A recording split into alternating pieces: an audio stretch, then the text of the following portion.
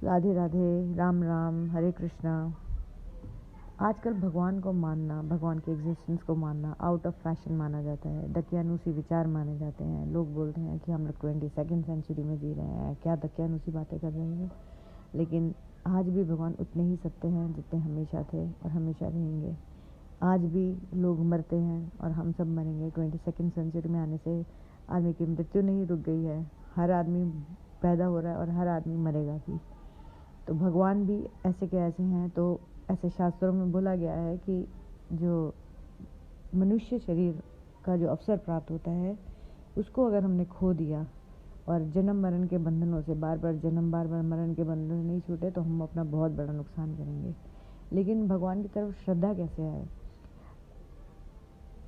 भगवान का जब हम चमत्कार सुनते हैं, भगवान की जो जो हम जैसे आम लोगों को भगवान की अनुभूतियाँ हुई हैं, जब हम वो सुनते हैं तो हमारा भगवान पर विश्वास दृढ़ होना शुरू हो जाता है। ऐसा बोला जाता है कि एक भगवान का नाम एक बार राम बोल दिया, वो भी कभी वेस्ट नहीं होगा, वो भी हमारे एटर्नल अकाउंट में जुड़ जाएगा।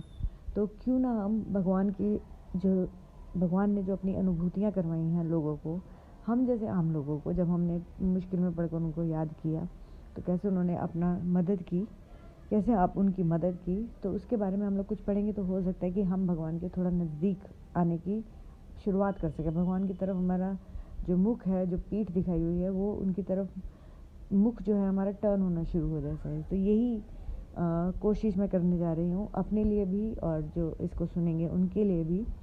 तो शुरुआत करेंगे कल्याण मासिक पत्रिका जो गीता प्रेस गोरखपुर से प्रकाशित होती है, उसके एंड में एक कृपा अनुभूति करके लेख आता है। तो वो मुझे बहुत अच्छा लगता है। उसमें सच्ची घटनाएं जो लोगों के साथ हुई हैं वो सब प्रकाशित होती हैं, लोगों के अनुभव प्रकाशित होते हैं। तो उसमें से एक वो अनुभव मैं आपसे शेयर करती रहूँगी। उनमें से एक मैं आपसे आज शेयर करने वाली हूँ। ये दिसंबर 2020 की जो कल्याण मासिक पत्रिका थी, उसके कृपानुभूति नामक जो कॉलम होता है उसमें ये हुई थी और मैं उसको word to word as it is पढ़ूँगी। घटना 26 दिसंबर 2006 की है। मैं अपनी 4 वर्षीय बेटी और लगभग 65 वर्षीय ननद जी के साथ काशी विश्वनाथ के दर्शन हेतु वाराणसी गई थी।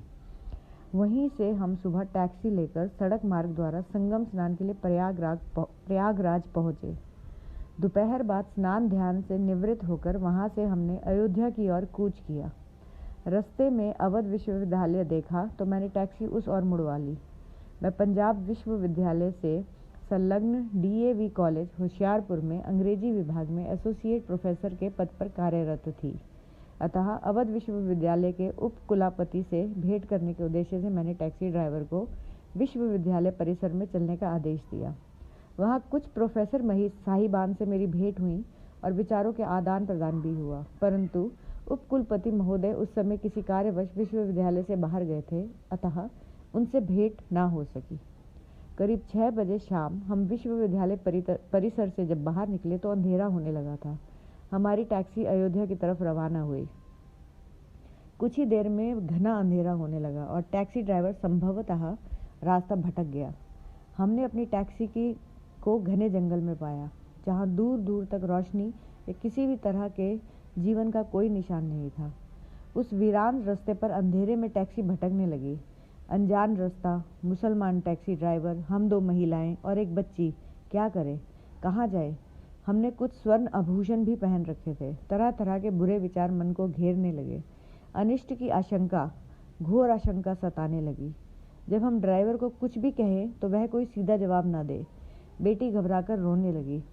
उस विषम परिस्थिति में मैंने भगवान राम का स्मरण किया और कहा, हे भगवान, हम तो आपके दर्शन हेतु अयोध्या आ रहे हैं। अब हमारी लाज आपके हाथ में है, हमारा मार्गदर्शन करो। मेरी ननद जी भी राम नाम का निरंतर जप करने लगी। सहसा टैक्सी के सामने वाली लाइटों के प्रकाश में एक मानव आकृति दिखाई दी, जो हाथ देकर हमारी टैक्सी को रोक रहा था। मैंने तत्काल टैक्सी रुकवाई तो देखा कि 14 से 20 साल का एक किशोर रास्ता रोक रहा था। उसने मुझसे पूछा, माता आप कौन हैं, कहाँ जाना है? मैंने उसे बताया कि हम अयोध्या दर्शन के लिए आए हैं, पर फैज़ाबाद से रास्ता भटक गए हैं।